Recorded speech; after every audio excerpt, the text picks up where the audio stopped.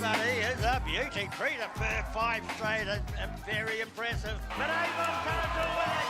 Avon Tars, they're going to do it again. The Kanaka Million goes with and stays with Cool as a Veal Butiaka. The Chosen One up to Prince of Aaron. The Chosen One gets a 10 in front. The Chosen One. Still the Mitigator in front. Wins Bell a length away. June over on the inside. The Mitigator wins Bell. And missed. The Mitigator. Aristia at the 150. Here comes the Kiwi Star. Melody Bell up to Aristia. Melody Bell takes Aristia. What a body mare. A mighty mare. Melody Bell has won it. She like the hoop, but she don't know the words. She know I love her even if I never say the word. You are something I can't replace. You made my heart burn. You make me strong.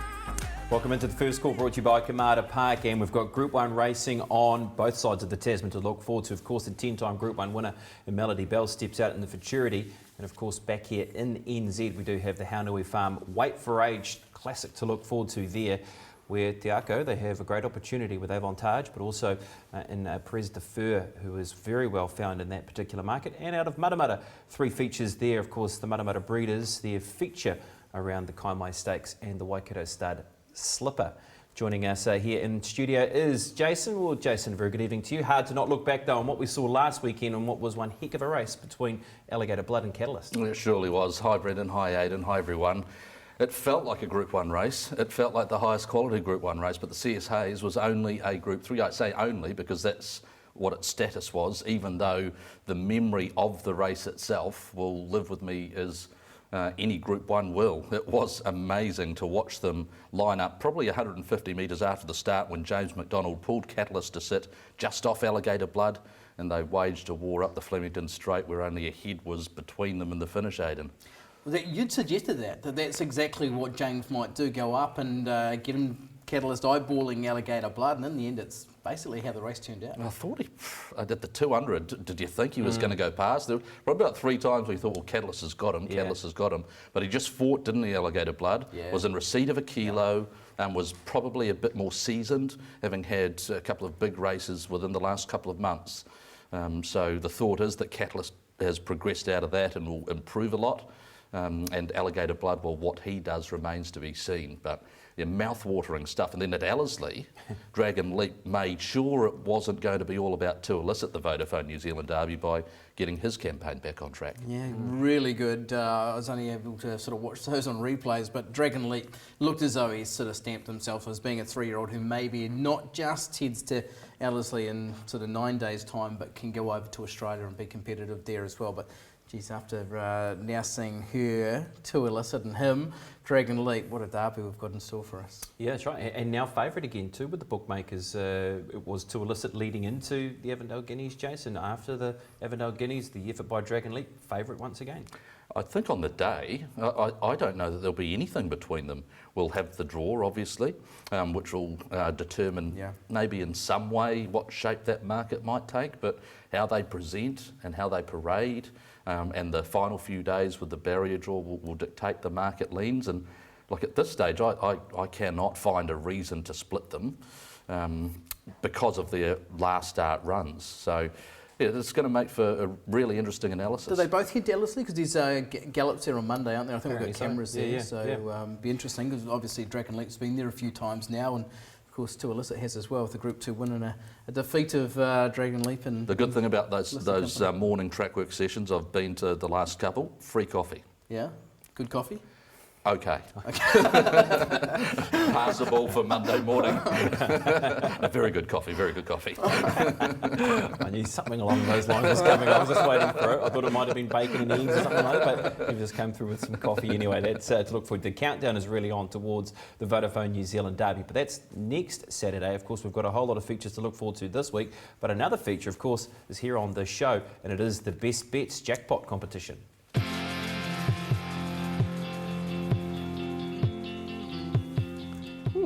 Yes, $1,100 now is where we sit with bonus bets. If you can find a best bet over the weekend, so jump on Facebook Live if you're watching this evening, come up with the best bet over the weekend, and if you can outrun us with your best bet, $1,100 in bonus bets.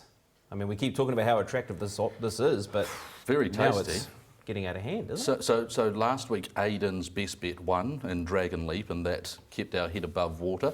How did you go? I didn't go very good with we mine. were on the same that's horse. right. Yeah, No yeah. good. No, that's right. So, yeah, Aiden's just, he's plucking them at the But moment. the person that won, Yeah. Neil, I think it was, who went for yeah. Concert Hall. didn't so- have much luck with Concert Hall. It's a good race, that Avondale Cup, wasn't it?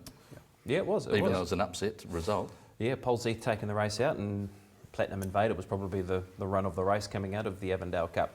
But we need to concentrate on the Group 1 racing coming up on Saturday out of Otaki. So let's take in the latest market, and a market that has changed its shape around Pres de Feur, who's now $4 into $3.50. So this is the one that has moved. We've got Avantage, who's $3.20. Equal favourite now with Avantage. You'd almost say on the weight of money is going to be without a doubt starting as the second favourite. $4.60 Rondinella, $8.50 around Shadows Cast, the Mitigator, who's been in terrific form. A Group 1 winner 2 starts ago and then got run down by Tiako Shark, is at $7. Map-wise, with the Mitigator in the race, who is drawn out, Aidan, you expect to roll forward and find that position. So what else happens around the Mitigator? Yeah, it's just interesting because of the track conditions. So this the slow 7 that's come up. We're just used to sort of tracks being baked and sort of brown infields and bird cages, but we'll have a green surface there, and of course it was a heavy 10 for this day last year. So the Mitigator is an interesting one because he just hasn't done anything sort of on rain-affected tracks, but on his recent form, he's going to be rolling along like he did in the BCD Group Sprint and be right there. If it gets really heavy, then you're going to have to start considering horses like Dolcetto and Irish Flame. But other than that, I'm just expecting the stayers to go back. Glory Days, the chosen one. Germanicus to head back as well, and then the others, they'll just take their spots. You know, there's 3 horses in here who are heading towards Sydney Cup, so it's an interesting sort of way that this race falls anyhow. You speak about track conditions. What have we heard? I mean, obviously it's Thursday night. What's the latest around track conditions? Well, we know. obviously they have watered it by all accounts, and it's sort of they've had a bit of racing through that dry period, and in both codes, the gallops and the trotters as well. So it's not going to be as bad as what it was for this meeting last year, when obviously it was pretty testing when Melody Bell was able to get through and win that day. But obviously there is rain a little bit in the forecast. I don't think it's much. I don't think it's going to get too much worse than that. I've done mine on a dead 6 around that range, so the worst end of dead, but we just don't know. No, and that's what's very difficult, because I saw a little bit of rain on the Friday, Saturday forecast, but nothing significant. It was more sort of showers, and at this point, like, that could change significantly. It might not even hit the track. So that's not easy. Yeah, 91 horses went around in the Kapiti Coast harness meeting a few weeks ago. And so how that track presents will be material. So we'll know more on Saturday morning, but a little bit tricky now. And of course, with the TAB, they have released throughout the summer, they are paying on the first 4 placings as well. So if you do finish into 4th position, you'll be paid out as a winner, which has been, look, it's been an attractive option. We've also had really Thad good. Taylor, who's been able to come to the party as well with our specials as well around those type of bet types as well. So let's hope maybe he can provide us with something a little bit later on with our first 4 paying on top 4 payouts around the Group 1. Well, of course, the man who holds a very strong hand in the race has the 2 joint favourites in the event. I speak of Jamie Richards. Pres de Feur letting go with a run, and Scott Pace coming home right down the outside. Pres de Feur, Willard's fighting hard. Jesse G inside of these, and then Scott Pace, but he is a beauty. Pres de Feur 5 straight. Pres de Feur's Taranaki Cup win was terrific. He drops back a couple of 100 metres into the Otaki Māori weight for age. How is he for this one? Yeah, he's good. I don't think that's too much of a concern for him. He's a lightly framed sort of horse that doesn't take a lot of work. We've just sharpened his work up a little bit. Worked nice and strong here this morning, over 1,000. And you know, he's got to step up again, but he's got the right form line going into the race. He's had a really good season and deserves his opportunity at weight for age. Okay, Avantage was also in that same race and ran home nicely after getting back. How is she for this one? Yeah, she's in good shape. Pleased with her. Worked really strongly here this morning, which I was looking for. We're not sure about what sort of distance is her preferred. trip, whether it's a sprinter or whether she's a miler. So we're stepping her up to a mile to find out where we go for the rest of the season, whether we head to a race like Te Araha Breeders or whether we freshen for a sprinting campaign again. But I was really pleased with her here this morning, and yeah, she didn't run that bad. She just sort of got back in a tricky spot, never really got clear air, but made good steady ground at Te Rapa, and we're happy with her.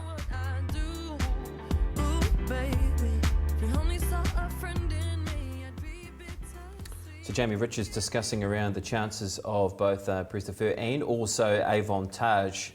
As I said, Jason, they're both $3.50 in this market now. Going for 6 on the spin is the Savabeel Gelding up against a horse who has won at the Group 1 level most recently, and that being Avantage. We're seeing a horse, Brendan, that last year had a lot of ability, or last season showed a lot of ability, but things just came a bit too quickly for Prise de Feu. And this year, Jamie Richards has him really firing. Everything that we've seen in his form suggests that this is the type of race that he could win. This is very impressive, I thought, winning the Taranaki Cup. He had to carry top weight under the conditions of the race, and it was 57, not 59 of weight for age, but he was conceding weight to others that, he's conceding weight to Scott Bass. And he's been very, very soft on the line, I thought. It was a really good win. And his win over the 1600 metres at Ellerslie was even softer. Yes, that was, where he came in really well, carrying 53 or something like that. But I just think he's the right horse in the right form to be winning this race.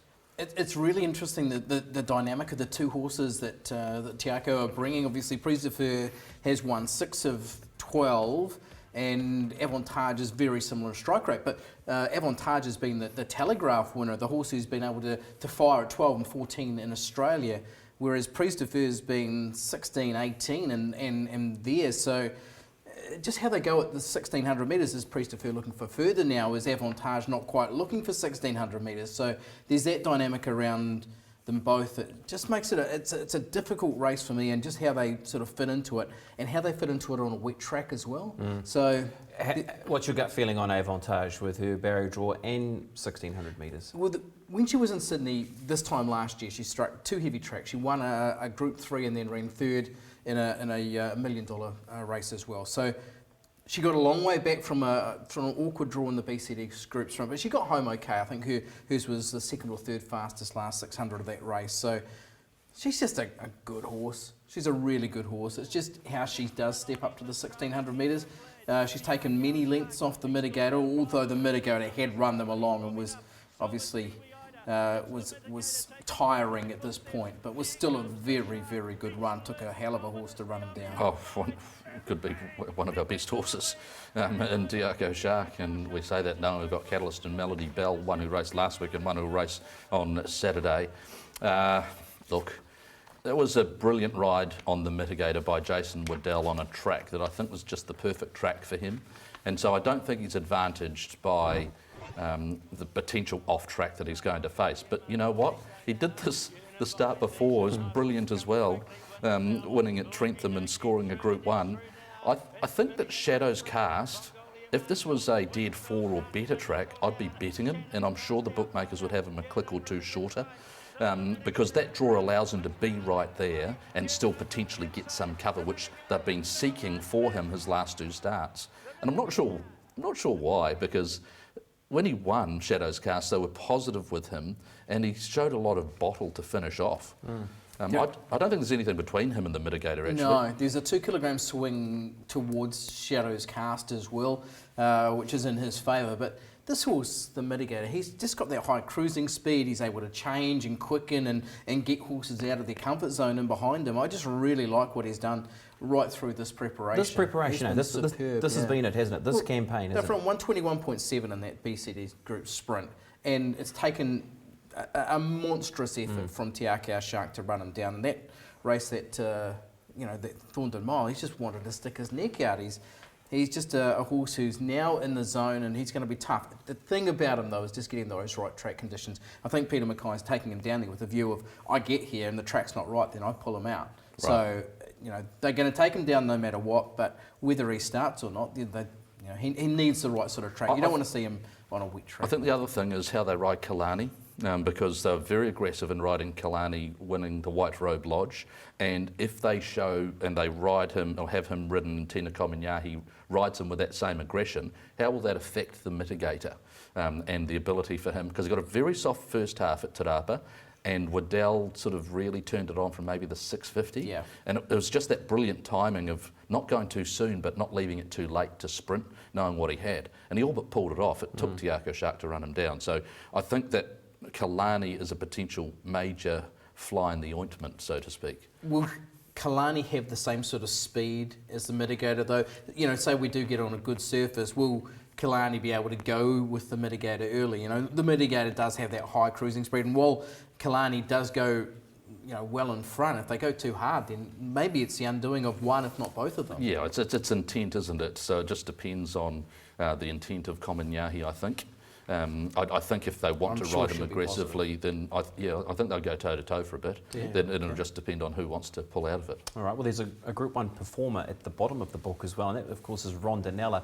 We've seen her at the Group 1 level on both sides of the Tasman. Group 1 placed in a Tancred and, of course, in the Bone Crusher New Zealand Stakes. And this was Jason, her most recent effort when running third in the Westbury Classic. Really good performance, and when you see Kiwi Ida come out from this and place in the Group 1 at Te Rapa, you know that this is seriously good form, notwithstanding the other horses that are there too.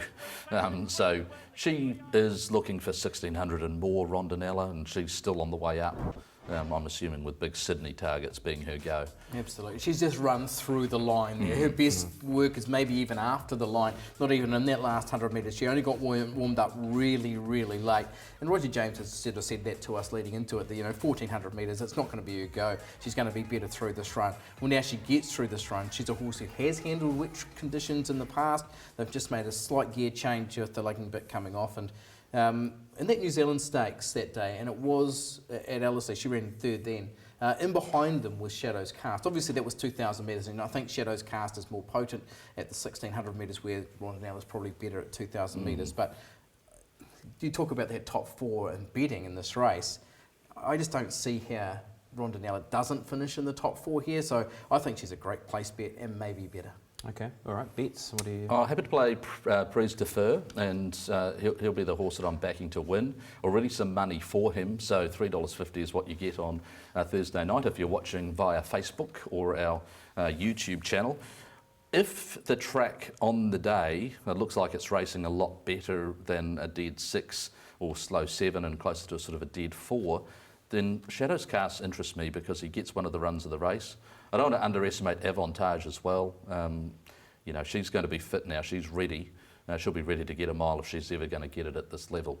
So, but yep, happy with Prise de Feu. I'm semi-kicking for touch here, but... so it's a double leg, is it? No, my bet in the race is a Box Quinella. So I'm taking the 5 horses, Prise de Feu, Avantage, Rondinella, the Mitigator, Shadows Cast, and hoping that it's the 2 longest of those that fight it out. How are you playing it, BP? I am with Prise de Feu. I think this is the right opportunity for him to carry on his winning streak. I just love what he's done his last 2. I think his Naki winning the Ritual Mile sets up nicely for him. But gee, the Mitigator, if that track is in that sort of that right part of the dead, I just think he's the most underrated horse in New Zealand. Just about the Mitigator, isn't he? I mean, he's at $7 and he's been at the Group 1 level his last 2 starts and has proven, I think, this season that he's worthy of that Group 1 title that he got in the Thorndon Mile, so I'm very wary of the Mitigator as well. That's the Group 1 to look forward to out of Otaki. We're going to take a break, but we've already spoken about Catalyst, so let's go back again, just in case you did miss what happened last week in the CS Hayes with Catalyst running a boomer behind Alligator Blood. It's Alligator Blood held together from Catalyst, giving it the stare. The race is on now. 300 metres to go. Alligator Blood lets down now. Catalyst is sticking with him, and they were followed by Chenia. Alligator Blood at the 200 metres, about a neck in front. Catalyst on the outside is sticking with him. Alligator Blood at the 100. Catalyst digs in. They're stride for stride. Alligator Blood and Catalyst. Alligator Blood just in front of just one. Alligator Blood has beaten Catalyst. Bring on the guineas. That's everything you've got to love about this sport. Alligator Blood takes round 1 against Catalyst, but bring on the guineas, bring on the All-Star Mile.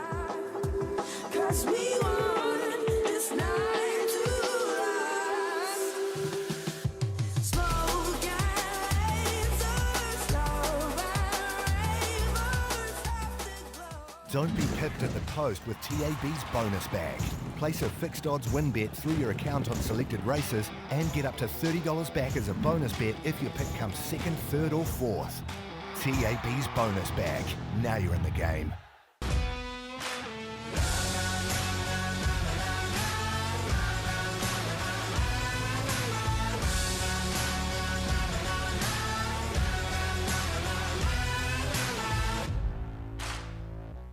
TAB's place betting is better than ever because now we're paying out on the first 4.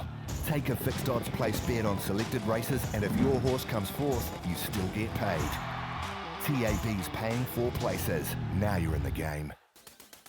The First Call, brought to you by Kamada Park, one-stop shop for your horse's preparation. Your horse looks beautiful. Yeah, he does, he looks great, Absolutely. Yeah. Bleed at all costs, yeah, absolutely. I just got the right idea. Low revs. Good luck, mate. All the best, Alan. Yeah, he looks well forward, You see him walking around there, he's got good lines. I generally watch all of our horses down the public stand, just away from everyone else. I'll sit up here with all my friends. Stand by for the start. Set. Gates open, they're off, and the Jamison Park Avondale Guineas.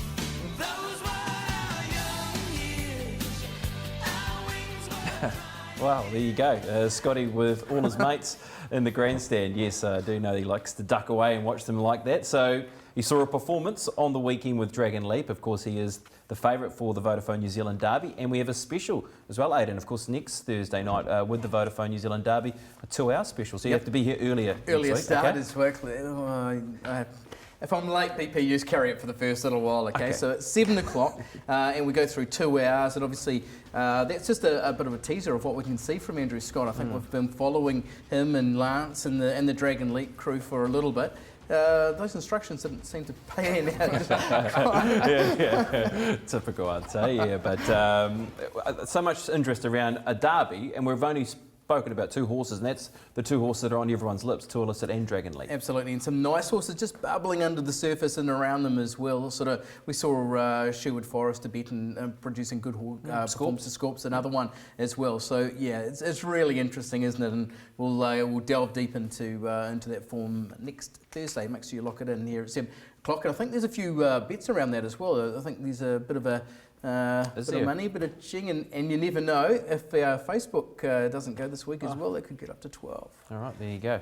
So tune in next week, 7 o'clock for our Derby Show special. And speaking about trying to win some money, bonus bets available up to $1,100 if your best bet can prevail and outrun us with the best bets competition. So much on the go. All right, let's talk about the Matamata meeting now. And of course, it is the breeders that is the feature there on a cracking day. Bonita Aurelia is at $3. We have $6.50 around Opalescence, $4.60 for Veneza. You've got $7.50 around Dragon Queen, $9 Wicked Maiden. This is a race, Aidan, that I just find difficult to try and shape and try to find a horse that I really like, actually. Interesting money there on Escudo coming in 14s into 12s again for Wexford, who are going okay, and it's bringing some okay form lines too. The second placing last time out was in that Your Point race, so we saw Kelly Renee come out of that, and also Veneza was third in that race and then has gone on to win. So it's not a bad form line, and obviously been noted by punters, 14s into 12s. Speed, well, there's a fair bit going on here. Amor Fati was a horse who was keen to press forward in the Karaka Million. You've got Wicked Maiden who sat on speed, and you've also got another horse drawn out wide in Opalescence. Yeah, for mine, it means there's a lot of speed in the race. Dragon Queen was the horse who was vying, probably one of the quickest horses away in the Karaka Million, and then eased to take the trail, and then in the end was unlucky because it just couldn't get the clear air. Amor Fati, Wicked Maiden, I'm sure they'll press forward. Holly comes up to ride there, and Opalescence, what do? Can they get across colostrum out there. And for mine, that means that early part of the race, it should be run at decent tempo. Now, I think it's going to sort of suit these horses further back, if it is like that. Be interesting to get Jason's thoughts on it. But even a horse like Amosia, or how do we say, Amasia, where that horse sort of fits. So I thought Rancia was terrific at Te Rapa last time out. So, Jason, before we get on to this one, how did you see the speed? I thought it'd be really strongly run. Yeah. And so I thought the sweet spot would be midfield, just back of midfield. You know, I thought that Amasia was going to go straight past Bonita Aurelia here. And Bonita Aurelia found another length on the line, which I think stands her in excellent stead for the J-Swap Contractors Matamata breeders. She gets, I think, that run, that sweet spot run, Bonita Aurelia. So just in behind the speed, I think they'd love to get there, as opposed to maybe being quite so far back as they were at New Plymouth. Let me give you a push for the horse that ran third there.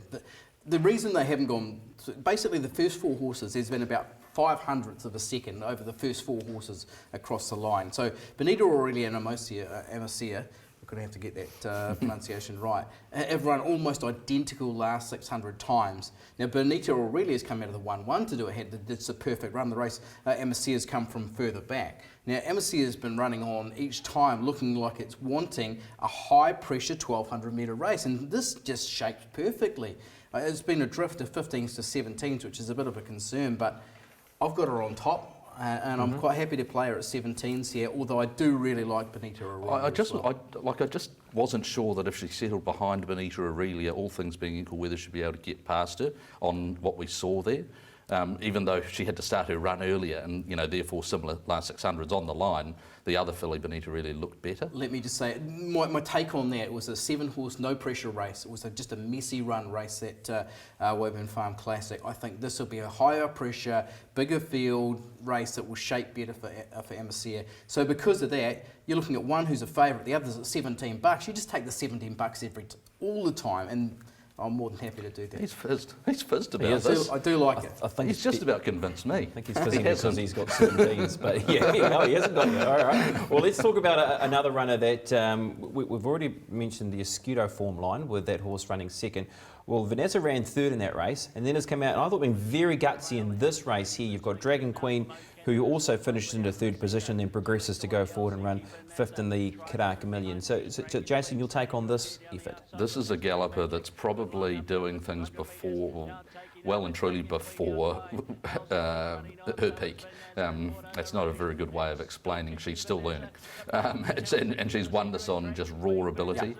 Lance Noble's really happy with how she's come out of this race, and he's happy that if Michael Coleman can get that run just in behind them and that she settles, that you might see a very strong filly late hitting the line.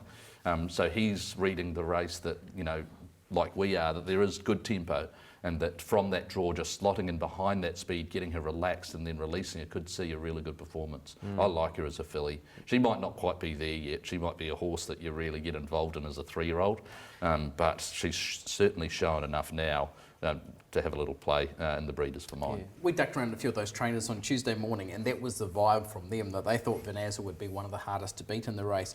Dragon Queen went up and actually got to the front in that race and just peaked on her run, but her run in the Karaka Million was pretty good since, so if they're both progressing at a similar type rate, I don't think there's much between the pair of them. The thing that gets me with Vanessa is that Lance Noble has spoken a lot about how she's had Tironi in work, and when they've worked together, and it was a lot of the chat leading up to the effort at Matamata when beaten as well. So that's a good guide in itself, isn't it, with how Tironi's run in the Karaka Million, and of course was a winner as well leading up to that race. So, I mean, that's all got to be good angles leading into it, and they can get a good line off that particular runner out of the same stable as well. Opalescence, now this is a runner who's been able to win the last 2 starts. This was the last of them out of Trentham. This was when beating home Boomer Hill on this occasion. We saw Boomer Hill beaten, then following that in the Woburn Farm. So how do we line this horse up, Aidan? Outside gate will go forward? She's been really willing each time, but each time she's been able to lead and get the benefit of the rail. This time she's going to be drawn 11. I don't think she's going to see the rail unless they burn really hard and get across. But I do like her fight. She's got plenty of pluck, and she looks progressive as well. But this draw makes things a little bit problematic. How did you see it, Jason? I thought the draw made it really difficult because there is enough speed underneath her where I just don't think riders are going to want Opalescence to find the paint easily, because if she does, like all of a sudden, if you're able to bet in running, and that'd be great if we could do that with the TAB in time. But if she found the rail after 150 metres not having to work, then I think she's the horse to beat because of what she's been able to do. But I just don't think that'll happen. Yeah. So hence her price. And she's not a horse that I was sort of being drawn to back. Just a couple more before we get to your bets. Wicked Maiden, I know you like the horse leading into the debut win out of Trentham. This is a step up again, but how do you read her chances? You can't put a knock on her though, because she's won 2 trials, won a jump out, and then she comes out on debut and just did the job. She was professional on debut too, just sat on speed and then was able to quicken nicely. She draws 10, which is another little tricky barrier draw, but she's among those speed runners. This is a different grade, so I don't want to pot her or anything, but she's going to have to step up again. So this will be her acid test. I've left her out, but I do like her. I'm a fan of the filly. I think it's a real big step up for her. But we've seen John Barry take horses from limited racing to sort of great heights. I really do like Escudo at the price. I think the Wexford stables have been very patient with her, and I think they would have really liked what they saw from her when she managed to beat Venazza home, even though they're both well beaten behind your point. Jason Waddell rides, so I think that she is a good price, and I'm not surprised to see her short, and I marked it $8. So after thinking about that, I thought, well, why haven't I got some units on her? So I've just made a late change and added that just now. Nice. So you spent 105 units? I'll be spending 110 units. I've got to find 10 units to shave, so I've got, about 30 minutes to find some units to shave. I'll just take some of Aiden's. Yeah, just do that. Yeah. What are you doing? Well, we already know, don't we? Exactly. You're punting the 2. 10 over 15, so a decent old play here. Can we change it to 5 over 10, and I'll take 10 of your units to put on mine? We're 10s at 17s now that I'm getting. This could put you boys to bed. Okay. I'll put myself to bed. I know how to get to bed myself, but anyway, Aiden's directing me how to get to the bedroom with his selection in the Mudda Breeders. All right, that's our feature there. Let's quickly move on to the Waikato Stud Slipper. Race number 4. This is at the Group 3 level, and Cool as a Beal is the favourite. The Karaka Million winner at $1.40. We saw Tiako win the race last year, of course, with Your Deal, who then went on a Group 1 mission following that. Need I say more? $3.30 was a horse who did the job well when presented at Mudda when last to the venue, and obviously on debut $3.30, and then Trident's $12, $13 for Edge of Wonder, who was very good on debut, but that was near the end of September behind Not an Option over You'd love to have seen a trial since, eh? Yeah. It's a bit niggly, but... Well, speed map, I mean, is it down to what the Richards runners do here? They're drawn right next door to each other? Absolutely. If you've got a $1.30 favourite, you want to see him leading. I would be surprised if he's not. I'd be surprised if they're happy to take a trail, because it could mean they get into trouble. There are speed horses in there, need I say more, on display. Snapper, although he got things wrong at the start at Te Rapa, he was out okay, and he had led up in his trials as well. So that's all speed runners. You've got Trident and Edge of Wonder going back, but I'd be surprised if they are happy to take a sit on Cool as a Beal. What did you think? Yeah, I'm not quite sure. It just depends on whether he can hold that spot or not. I think you'd like to, but yeah, I think Cool as a Beal it's $1.40. You're not getting any prizes for saying that $1.40 is one to back, but I you can't take bad luck out of play though, wouldn't you? Yeah, I agree with you. I can't see him beaten. Like if he leads, they can't beat him, I don't think, and if he sits in the trail, then I think he's got enough to pull off his back, like he did that in the Karaka Million, was outstanding. I'm not 100% sure that he can hold that spot. He should be able to be more forward than what he has been previously, but if they can be there, then awesome. That $1.40 all of a sudden becomes $1.10. And just on display with drawn barrier 6, like obviously they were able to get there from 6 at Te Rapa, but it would take a bit of work, especially if the 2 Te Akau horses do sort of, put the early burners on. All right, well, let's go back and have a look at the win in the Karaka Million by Cool as a Beal, where Opie Possum was able to find that spot just off them on tempo. We really lobbed a beautiful position, didn't he? Did he not? In 4th position, was able to pounce on the point of the bend and take out the race. And also you've got Trident, who finished into 9th position, who's back in the field and then ends up running 4th in the Woburn Farm. So as Jason pointed out, and it's hard to tip against him. There's a bit on it now because the studs have come knocking. He's a 2-year-old colt who's won a Karaka Million, and now he's getting set for a couple of Group 1 races as a 2-year-old. So the pressure's on him a little bit, but he looks to have the goods. He looks to have just so much ability. He was able to back up from his Tauranga, win only, 8 days beforehand and come out and produce a performance like this. He's very exciting. He's beaten Play That Song by a length and a half and strong on the line. Yeah. Taroni, obviously very good filly, but then there's sort of six and a half lengths back. The question is $1.40 now, isn't it? Is it $1.40? I marked him bang on $1.40, okay. So like this, and that's to 100% market, which means everything you can't even go near. Yeah. So look, as I said, I'm not being any genius by saying lob into him, but it's also not a shocking price. Need I say more, was terrific in that, had trialled up really nicely prior, beaten home Benita Aurelia, who's our favourite in the Matamata Breeders' Stakes. They've just tweaked the gear with the blinkers coming off and the visor blinkers going on. But the word from Matamata on Tuesday morning is that Cool as a Bill just had a slight edge over Need I Say More in track work. Okay, any bets, gentlemen? It's too short for me to use my units like that. And because of how I've structured a couple of other things, I won't be backing Cool as a Bill, but clearly on top. He's a very, very good horse.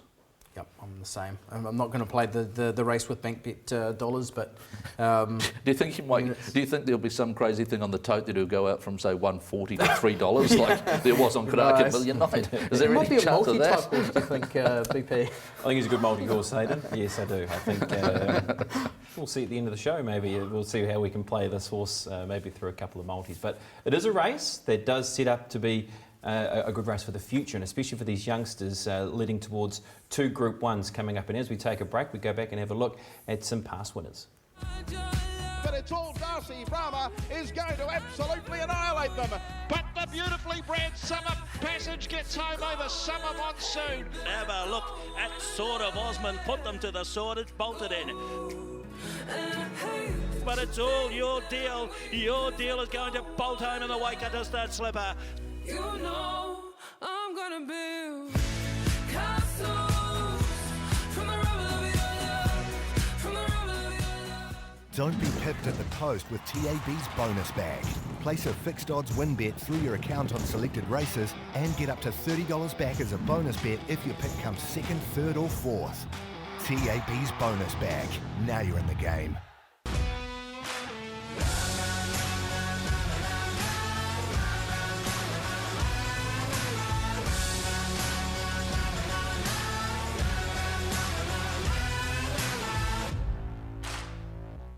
TAB's place betting is better than ever because now we're paying out on the first 4. Take a fixed odds place bet on selected races and if your horse comes 4th, you still get paid. TAB's paying 4 places. Now you're in the game. The First Call, brought to you by Kamada Park, one-stop shop for your horse's preparation.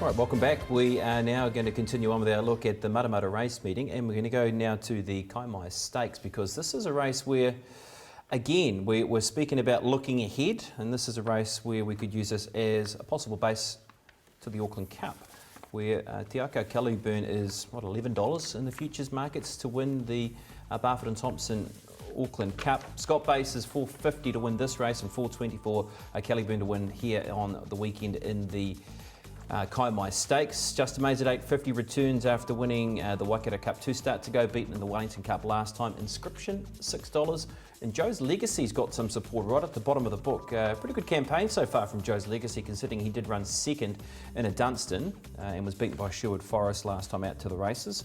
To step up again, he's got lightweight, but he's unbeaten on the track. speed here, Aidan. You're looking around a horse like Roger That, who's been not too far away in some decent races, and also Bully Boy pushing forward. Yeah, and obviously the two behind them are speed horses as well, Neeson and Justin Mays, and many who are mapping this race may map those the other way around. It'll be just interesting to see how they are playing it with Justin Mays. I think once he gets back to the Auckland Cup, I think they'll be getting him out to the front again. But him dropping back to 2,000 metres here, I just wondered whether they might be more inclined to take a sit. Hey Tiger, Joe's Legacy gets nice runs in behind. Scott Base goes back with Inscription and Master Painton. That's just what they do with Te Aka Kellyburn with Barrier 13. I've mapped him out wide midfield, but I could have easily mapped him at the back or else. What do they do? Forward? Could they go forward? Yeah, well, they did this day at Awapuni, and here's the result. Yeah, this was a win, Jason. I mean, this was gutsy. It was a horse who's positioned up on tempo. It was looked at here by Lady Rudolph, and look, I know they didn't go anything up top, but he was able to win over 15.50, a distance where he's sort of never got close to winning a race really overseas. So how do you rate that performance leading into this and then maybe into an Auckland Cup? It was giving 6.5 kilos to Lady Rudolph, who looked to have it shot to pieces, but he fought. It was a really good run. And it's a run, you know that he wasn't peaking, but he still looked good. Remember Bevan and Tony Lee talking about the horse in the parade, and they said he paraded well, but obviously will improve. I think he's an enormous chance. You make a good point, Aidan, what they do tactically. This is Scott Base. You think that probably gets the sweet spot in the run? Yeah, especially if there is that little bit of speed, and when we're seeing maps that have horses like Justin Mays just slightly off the speed, then you'd think that there will be a decent amount. He was pretty good in behind Priest Defer that day as well, Scott Base, and you look at him, he's been around forever, but he just had 19 starts. Can you believe? It's not like they've overtaxed him, and his run for third in the anniversary prior to that was very good too. You bring the top Scott Base game to this, and it's a race that he could well win. And of course, just that map does suit him. I know he's got 60 to carry, but I'm not going to rule them out. The closer I've got into it, the more I'm thinking. If there is any rain, then that's a +2. Like if that track is a proper dead 4, and again, it looks pretty good, the forecast. There might be some showers on Saturday. But the good thing for Matamata as well, they've got a really good watering system, probably one of the best in the country there. So it's going to be a track that does have a little bit of give, you'd think. Yeah, and we saw that defeat there behind Pres Defer. Pres Defer runs first in the Haunui Farm at 14 minutes past 4. Then it'll be this race here, the Kaimai So we can take our guide out of it too. At 4:30. Just hold off our bets. Yeah, possibly. If Pres Defer comes out and runs well in the Group 1, Scott Base might be worth looking into. Let's have a look at the Barfoot and Thompson Auckland Cup futures. Platinum Invader off the run last Saturday in the Avondale Cup's 380, Azuro, $5. The Australian Raider, who brings very good 3,200 metre form. The Good Fight, $7. Sound, who is now $9. I thought the back of a very good run at the Valley on Friday night. Just gone. Te Aka Kellyburn, $11. $13. Justin Mays. Ita James was very good in the Avondale Cup too, $16. So we look into anything here before the word is that weekend? Masetto won't run in this race, and I don't think Yogi's coming, the stablemate of his Euro. So the 8 and 9 horses I don't think will be there.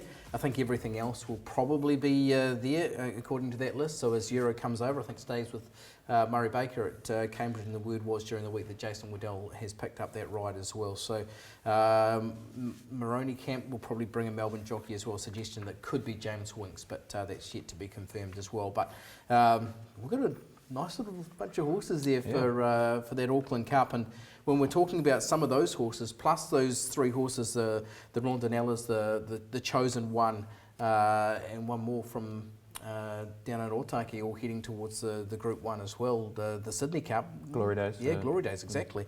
We have a nice sort of depth of stayers here. I didn't mind, I know Platinum Invader was huge at Avondale, but I didn't mind the run of Ita James. I thought she was huge. She gets 53.5 in the Auckland Cup, so she's going to get an excellent weight swing. So maybe a little spec at that price. It's not a huge over, I couldn't say, but nevertheless. For the Kaimai Stakes, I'm quite keen on Inscription to run well, and I think if they ride Kellyburn sort of quietly early and allow him to find his feet, and then look for the timed run into the race, you could see something really special. I just can't get out of my mind what he did first up from Europe in Australia, and that turn of foot that he showed over 2,500 metres, albeit slightly longer, but it was brilliant. So he's got that brilliance. Inscription maybe hasn't had the best preparation overall, but I think she's so well in this particular race. I need to have something on her. And I haven't got it as a bet, but Master Painton is getting dangerously close to a back. I think it's also in the last race as well, so I'm not sure what decision they're going to make there. But speaking to Stephen Aldridge earlier in the week, he was leaning towards the 72. Okay. And they've got the 4 kilogram claimer there, but he's obviously paid up for both. So he is ready to go over 2,000 metres. So Master Painton, if it lines up in race 9, have a bet on it. Okay, nice. All right, you having a bet? Yep, I haven't had a double yet, so I need to get a double into my. Have you got Master Painton in your double? No, oh, no, it's a little sampler, yeah. It is a little sampler, yeah. So Scott Bastiaco, Kelly Byrne and Hey Tiger, who I really like in this race. I just sort of didn't get much luck in that Taranaki Cup last time out. Was just in behind the couple of leaders that were fading back when he was trying to make his run. So I don't mind Hey Tiger, especially from barrier 1, should get a nice set. Okay, let's move on now to race number 6. This is a new race to the Matamata Breeders' Race Day, and it's, I'm sure, a race that many in the region will be keen to be able to be a part of. Of course, there's the Lisa Chittick Plate over 1,400 metres. Of course, we saw the name attached to the Foxbridge Plate for a couple of years, but of course, probably rightly, the Lisa Chittick Plate to be held at Matamata with all their family close by. So Superior is $1.50 favourite. This is the trial from Superior where post-race King Kelso was looking at going to the Group 1 at Otaki, but they've decided to go this angle and stay closer to home. Mainly to do with track conditions. He got down there last year and ran 7th on a heavy track with Superior, so I thought the trial was pretty good. Just in behind him, that's the chosen one who goes around in the Group 1. So form's okay. She's come back in pretty good order. She is fresh, but she's high class. They've got her short, don't they? Sorry, say that one. Is she short enough? She is short, that's the thing. But especially when she's up against Yuen, who's run 3rd to the Mitigator and Group 1 company, and just more seasoned. She's the type of horse that I'd nearly use the L word for. I really like Superior, but boy, she's short. Okay. Right. I just don't want to use it willy-nilly. You just don't throw that word out willy-nilly, the L word, do you? I don't think Ken and Bev would like you calling her a loser either. Hey, they're putting words in my mouth. I'm not going to say the OVE on the end of the L, though, am I? Okay, I do like Superior here. I think she's going to come into this race really nicely.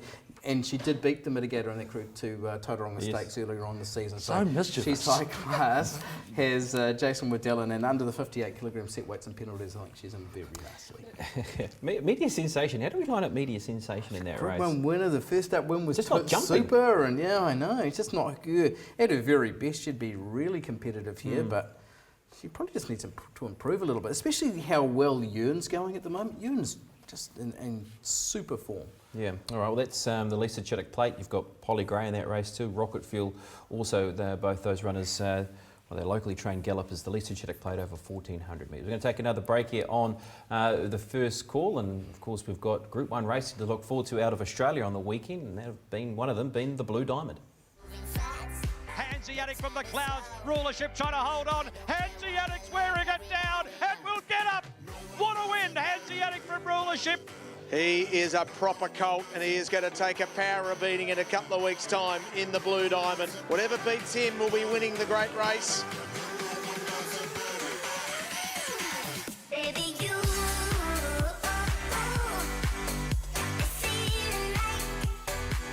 Don't be pipped at the post with TAB's bonus bag.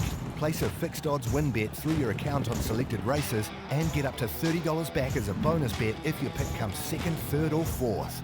TAB's bonus bag. Now you're in the game.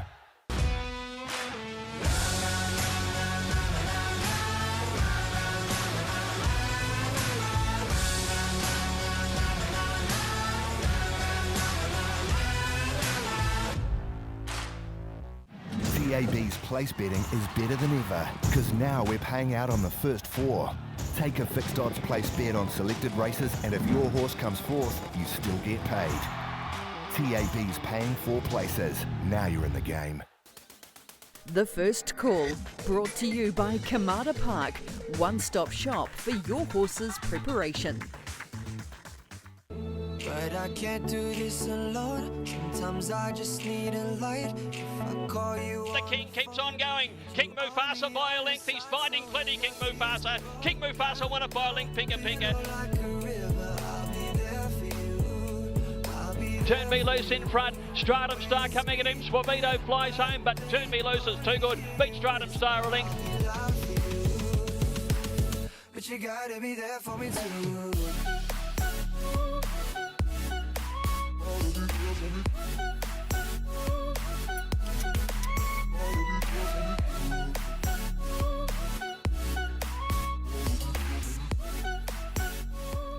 Couple of Futurity winners there with Mufasa and Turn Me Loose. Will we see another New Zealand performer winning the race, because we do have Melody Bell in the event? We'll talk about it shortly, but of course we do have the JMac bonus back special once again this Saturday as well. And last weekend was a huge result because Catalyst ran second, for instance, and Nature Strip ran fourth, and you got your money back. So apparently the word was it was an $80,000 payout in sort of bonus bets from the tab around the JMax special, and they even loved it so much they rolled it out on Wednesday as well, and they're going to bring it out again on Saturday. It was sort of bittersweet, wasn't it? Because you backed JMac 4 times, you didn't get a win in each of the 4 occasions, but you got 4 bonus bets for each one.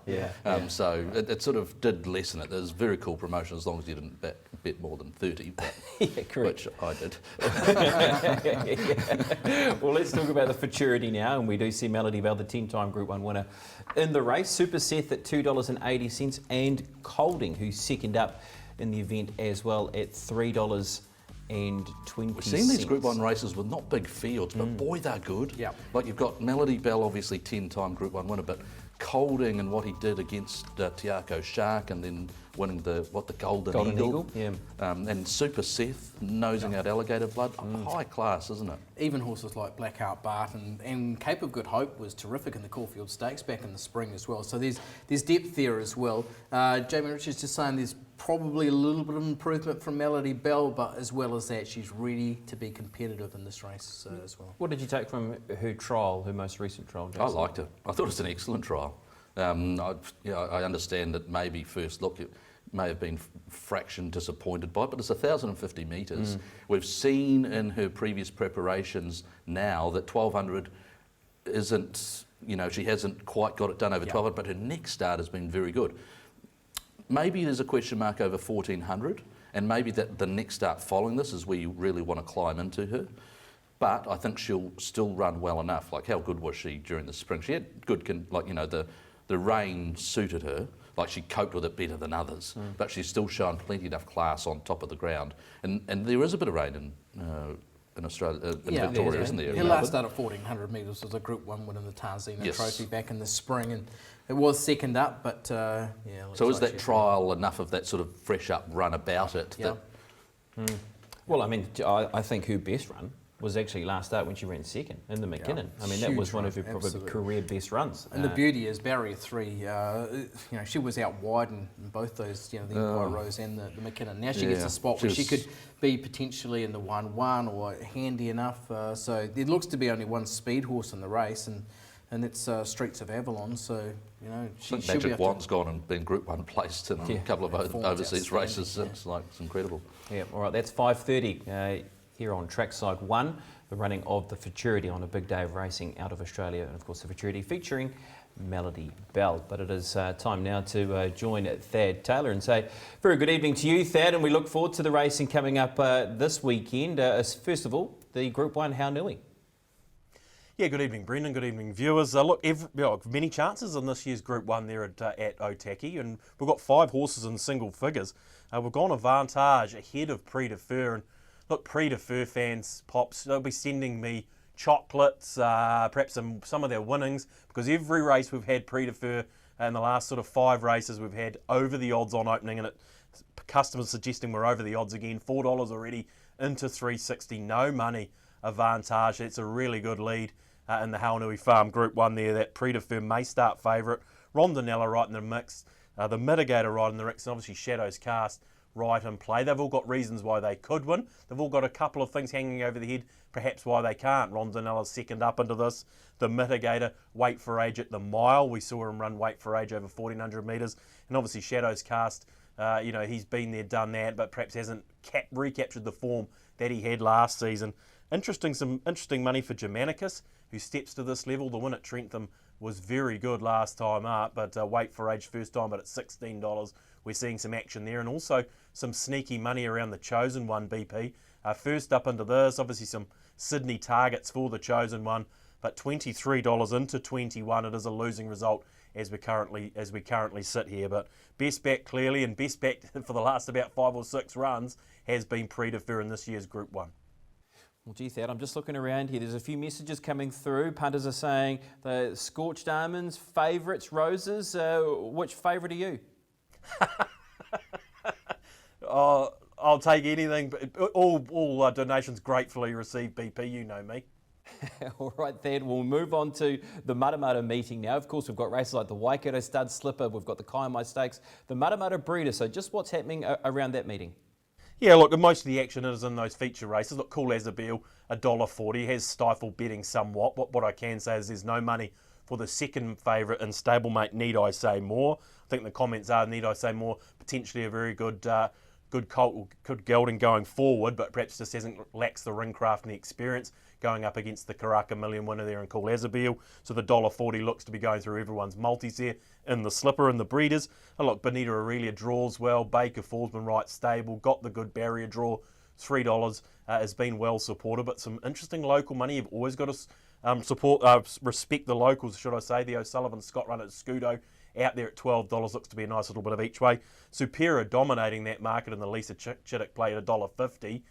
We've got Yearn and Media Sensation right in play, but some interesting money around Rocket Fuel out there at 21's, big jump to this level. And also Polly Gray first up. She's obviously on a Tiara Breeders preparation.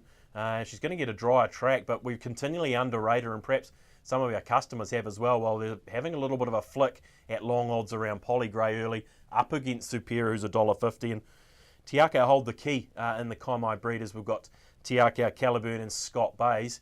Gee, they nearly got us there first up with Te Akau, Caliburn, dead heated. Took a bit of a heat out of the result for us. But out of Te Akau, Caliburn and Scott Bays, they're all backing Te Akau, Caliburn. So take that as you would, BP. Well, we can't let you go, Thad, without mentioning Melody Bell. Of course, she lines up in the Futurity Stakes. Oh, look, it's a little bit like Catalyst last week, or not perhaps with the fervour of Catalyst at this stage, but, you know, all our Kiwi customers are getting stuck in. Look, we've seen some good money for Super Seth overseas, and that had, I think, now they're joint favourites in the race. I think Melody Bell was slight favourite when this market opened. So, look, she's going to be a horrible result for us. The customers are going to line up and get on board. It's a tough assignment first up, but we know how good she is. So, yeah, looking forward to it. Continued Kiwi interest throughout this Australian autumn. And we'll round it out, Thad, with the TFC special. What have you got for us this week? Yeah, we couldn't get home last week. El Gladiador, you boys have gone back to your tried and true here. Yeah, you've got me again here with a top 4 double due to the TAB promotion in 2 of our feature races in New Zealand. Te Akau, Caliburn in the Kaimai Breeders into Ronda Nella to place or run top 4 in the Group 1 there, Hainui Farm Group 1. $2.72 out to $3 for the special. Just need Te Akau, Caliburn and Ronda Nella to run in their top 4 in their respective races, BP. I think they're going to do it.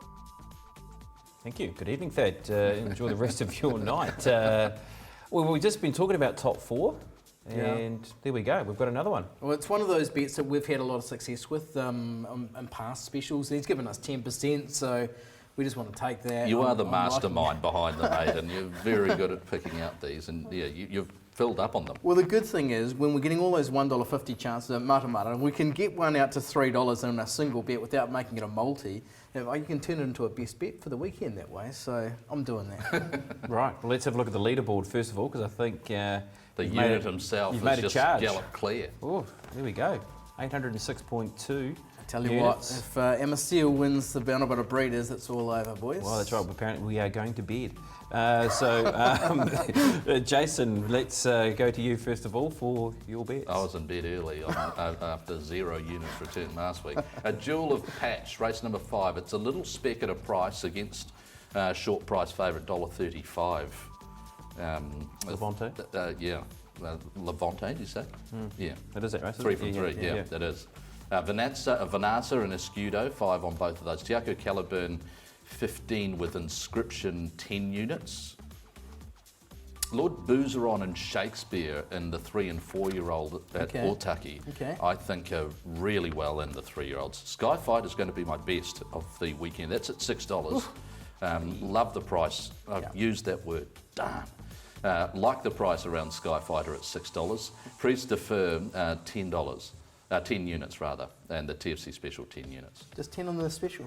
I put myself on tilt after using the L word. Sorry, I'm in a coma. I got 25 on the special. I've made it my best for the weekend. Socialites got to have a little 2/4 on my horse.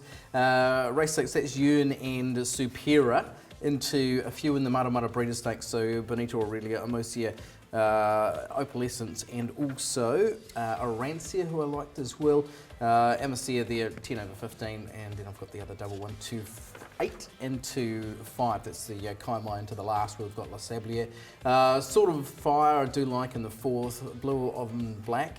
Going up against Jason with his 2 3-year-olds, and Run a good my third. kick for touch there in the box Quindella. Well, I hope it's not going to be third. I've got 10 a win on it. BP, how are you playing yours? You any good at finding touch finders, are you? So you not really. kick it deep into No, the 22. spiral, or do you go the drop 5 metres in? All right, here's my bets. VCC in race number 2, 15 units to win on that horse. Very good run on the Wide Upper Breeders. Tiako Cullyburn, 15 units, and 20 units on Le Sablier in race number 9. I'll make it my best as well. Going to play some multis. I'm going to anchor 3 horses for multis. Cool as a Beal, Levante, and Supera. They're all 3 shorties, and I'm going to tag on 5 different horses. So I'm going to go Tiako Cullyburn in a 10-unit multi. Le Sablier, Prix de Fer, VCC, and also Sword of Fire. So it's a anchor multi around 3 very short price favourites. Best way I could find to try and play them and use them is to go through a multi 5 times with 5 different horses. So Good just stuff. trying to play something different. Yep. And if I get one of those up, maybe Aidan, you will be in bed. Let's go to the best bets. I like Le Sablier. The visuals of all of this, real bad, real bad. Special for me. Well done on your overall balance there, A-Rod. That is a real an eye, unit that's okay. performance. I'll be in second place if Skyfighter wins, most likely, unless I can get my special home. Gee, I like Skyfighter. I just think she's ready to go bang. But All right. well, looking forward to the Blue Diamond, obviously the richest race in Australasia over the weekend, and to Cambridge Stud, who have Let's Be Glam in there with the Busselton Young team. All the best.